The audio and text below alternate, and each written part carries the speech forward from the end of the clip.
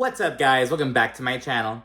So I'm here today to talk about The Real Housewives of Atlanta, Season 14, Episode 10, Guess Who's Coming to Blue Ridge. So be sure to rate, comment, subscribe, and let's jump right on into it.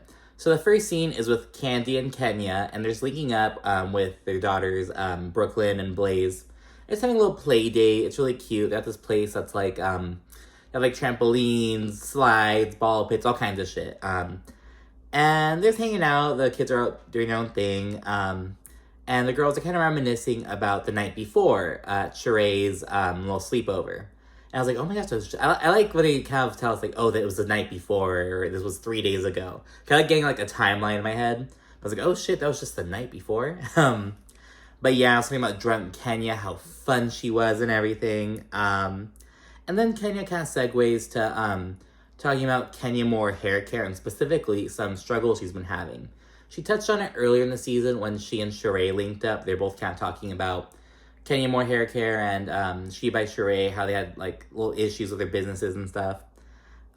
Specifically, Kenya has trouble with like packaging, components, and she just needs like a local supplier because as she mentioned earlier, a lot of the shit she like her bottles came from China. And with COVID and shit, it was really putting everything behind, and it's jeopardizing these deals that she's getting. And she also just got, like, another deal with some other retailer, so she's like, I need to get this shit together. She just hired, like, a team. She's, like, getting a team together to help her with the business. And Kandi really chimes in and says that, you know, that's what Kenya needs to do. You know, for how she's trying to grow and scale her business, she needs a team of people behind her. Like, she can't do it on her own, essentially. And, you know, it's kind of just like, you're building, it's a whole brand now. And I've never, like, obviously I've never, like, used Kenya Moore hair care, but I've seen, like, shit about it online, like, on Twitter and, like, stuff in general. I see people who, like, buy it and they say it's, like, really good. So, like, people talk, I'm not, like, looking for it. Like, you know what I mean? It's, like, it just kind of pops up. So, yeah, it says something. And it's been around for, like, a minute now, but... So yeah, so she's working on expanding her empire, and she's a team of people behind her to do it. So, you know, he's getting that together. And then Kandi, she brings up the drama that happened between Kenya and Marlo the night before. Basically the drama that, like, exists right now. And Kenya basically just said that she just really doesn't trust Marlo right now. Marlo cannot be trusted as far as you can throw her. And you know the bitch is 6 feet tall and weighs 200 pounds. So yeah, she ain't going too far. We're talking about that while they're on the subject of Marlo. Kandi brings up how Marlo recently kicked the nephews out. And Kandi shares her experience because, like, this was after Riley, I think it was when Riley was, like, an infant or something. But there was a little while where Kandi had to take in her cousin Melvin. She had to take him in and when he was, like, 11 or 12 years old, just to, like, take care of him for a bit. And so she's like, I can't imagine kicking him out. Like, yeah, it's a tough age sometimes. Yeah, the fact that they're with you means that they're going through some shit, that they went through some shit at home. But she's like, you just stick it out. You know, so Kandi's speaking from experience. And Kandi and Kenya, they both basically think that Marlo is adding to the boys' trauma, and you kind of feel like she's not really doing her job as a mentee. So Kandi already mentioned a bit about how, like, she feels as though Marlo is putting her own, like, Kandi's perspective is that once Marlo agreed to take these boys in, she should have fucking known, okay, these boys come first, I come second. And,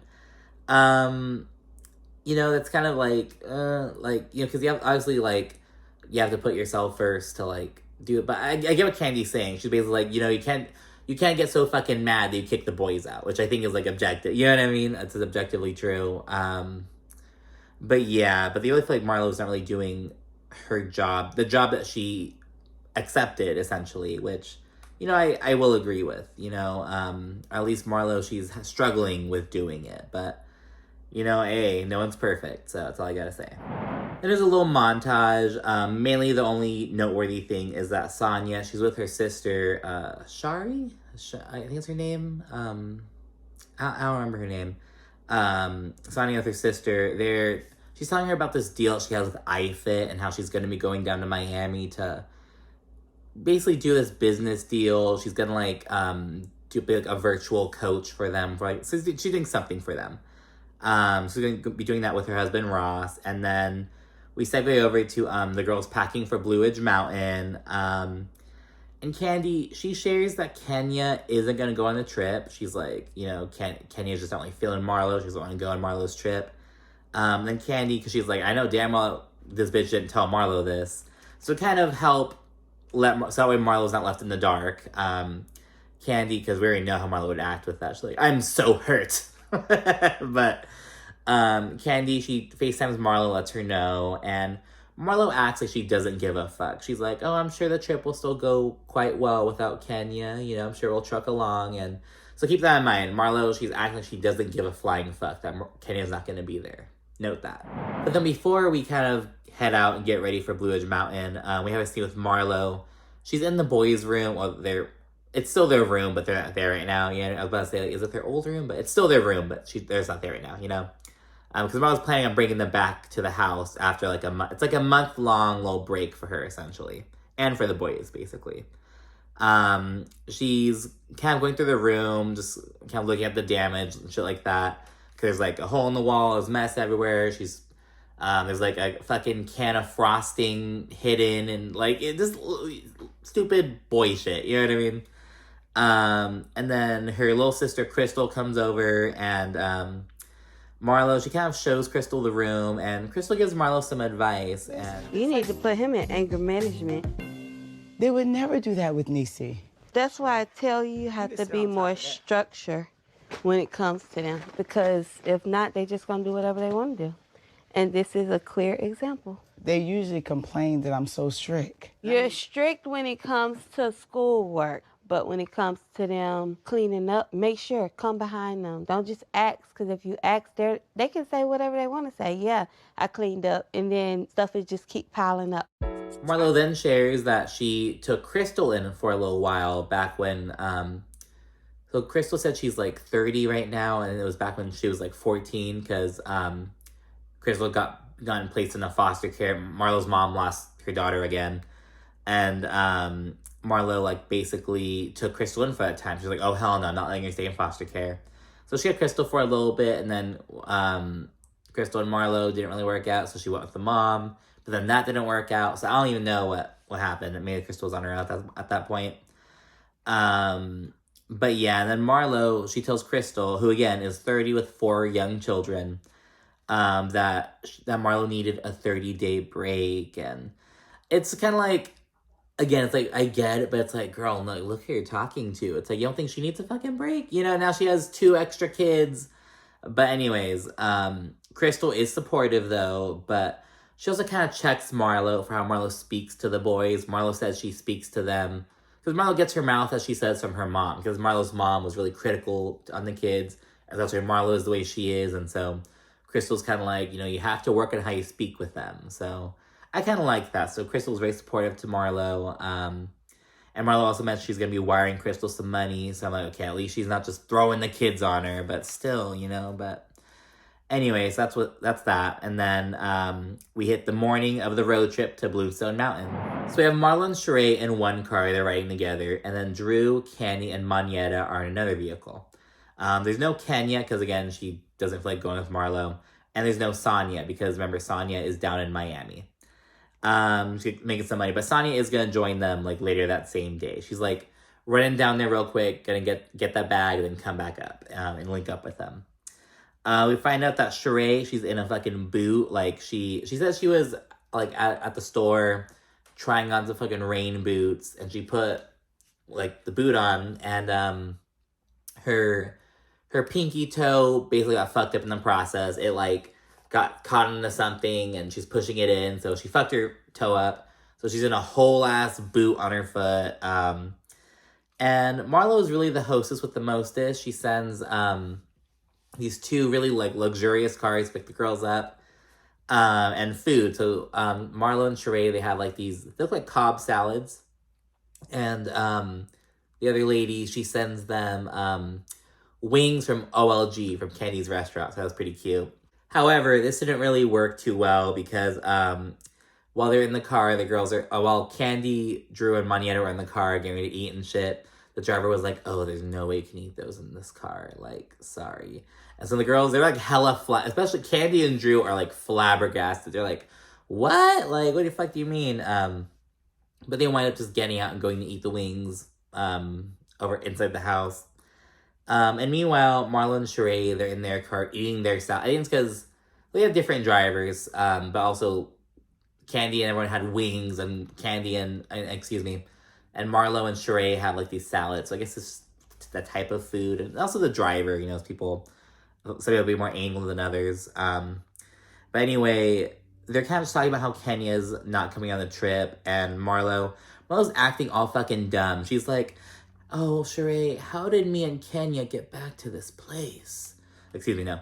How did me and Kenya get back to this place? And she's like, "Oh, why can't two black sisters just get along?" And it's like, Marlo, like she's acting like she has like selective amnesia or some shit. And she's like, "I don't know what went wrong with me and Kenya." It's like, bitch, you went wrong with you and Kenya. You know, I don't know. I feel like that's objective. I feel like even if you're a Marlo stan, you have to admit that like Marlo's been like, especially at Sheree's party, you know, how she was acting. So I don't know, man. But yeah, Marlo's acting all fucking stupid and brand new and shit. It's crazy. Kenya ain't coming. I'm like, She said Kenya ain't coming. I'm like, no, I didn't know that. But Shereé, how the heck did me and Kenya get back at this place? Well, why can't two black sisters just get along? Marlo and Shereé arrive to kind of show us around, and up to this point, Marlo's kind of describing it as like, oh, it's this cabin, but it's this really beautiful, luxurious, very big and spacious place. It's really beautiful. They're kind of showing us around and shit, and then Drew, Kandi, and Monyetta, they arrive shortly thereafter, and when all the girls are there, Marlo, she's like, all right, let's pick our rooms, and all the rooms are fabulous, and it's not like other franchise cast trips where there's a shitty room, you know. Everything's good, and Marlo, she says, okay, let's play this game to choose rooms. So Marlo has all these candles. I don't know if they're Marlo's. It's from some brand that has like unique named candles or whatever. Or maybe she had a name, like, I don't know. But she's basically, they have these candles with like some funky names, and she's like, okay, I'm gonna read this candle name out loud, and then whoever guesses which housewife this is about gets to pick the room, essentially. So the first one, like, it's like, oh, devotion and delusion. Like, which housewife does this describe? And all the girls are like, Sanya, because Sanya's delusional. And Marlo's like, nope, not Sanya. And Kenya's like, Kenya? And Marlo's like, yep, it's Kenya. Well, she's kind of talking shit about the Mark situation, I guess. So Kandi got to pick the first room. She gets that. Good vibes and fresh gossip. That was used to describe Kandi. High hopes and low expectations. That was Shereé. And I was like, oh my god, that's shady. That was good though. Like high hopes and low expectations. Me. Yes! How did you know it was you? Go pick your room and get your hopes up. Only because of the fresh out situation. Got it. Yeah, but we're gonna end that though, right? And what? Shut up. I've saged and cleansed Tyrone out of my coochie. There's another really funny moment. So the next candle, it's called Color Coordinated Workout Gear. And right when Marlo reads out loud, Drew's like, it's me! And Marlo's like, you? Okay, listen. Smells like color coordinated workout gear and that's you? Damn, maybe I should have made Drew the delusional candle, but only had one. Sanya. Go get your room. Okay. Damn, you are so damn silly. Once everyone has their room and shit, the ladies head out for dinner. And while they're in the car, Marlo's nephews come up. Marlo says that she needs a break and is ashamed of it. She says she needs to be the best version of herself for the boys. Like, she can't help the boys unless she helps herself. Which makes sense, but it's also, like, the way she's doing it, which is kind of sus. You know what I mean? Like, no one's kind of bashing on Marlo for needing a break or, like, being overwhelmed and shit. Especially because she's not a full-time, it's kind of got thrown onto her. Well, it was, like, 3 years ago. I was gonna take that in account. But, you know what I mean?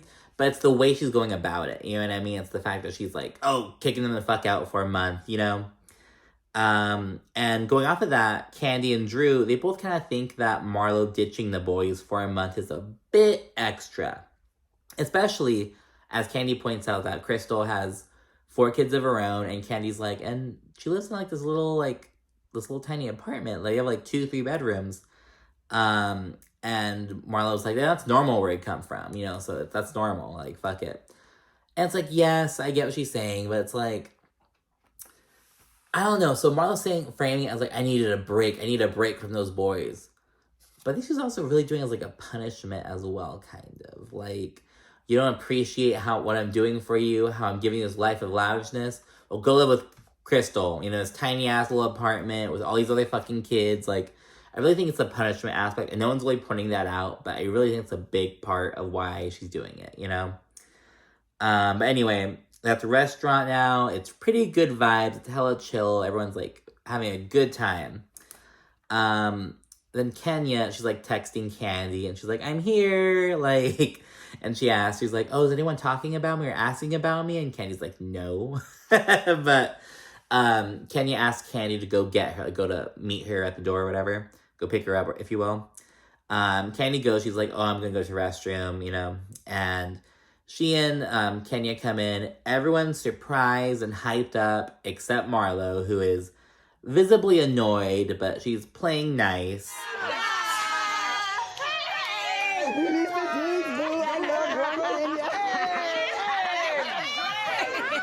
Thanks for coming, Kenya. You look beautiful. And then a cherry on top is in the confessional. Marlo says, that she's hurt because Kandi knew that Kenya was coming but didn't say anything. So basically, Marlo's like, Kandi didn't tell me at the table that Kenya was I don't know. Marlo's so fucking butthurt. Marlo's such a crybaby, to be honest. She's such a crybaby. But she's a mean ass fucking crybaby. That's the thing, And when Kenya gets there, she says that she got her own little place to stay at, a hotel or whatever, because Brooklyn's supposedly gonna join her on the trip later. Kenya says something weird, Brooklyn was supposed to come today, but it didn't end up working out. She's gonna come later. It sounded kind of weird, and ladies are kind of clocking it's a lie. They're like, now we know damn well that Kenya knows exactly where Brooklyn is right now. It's not.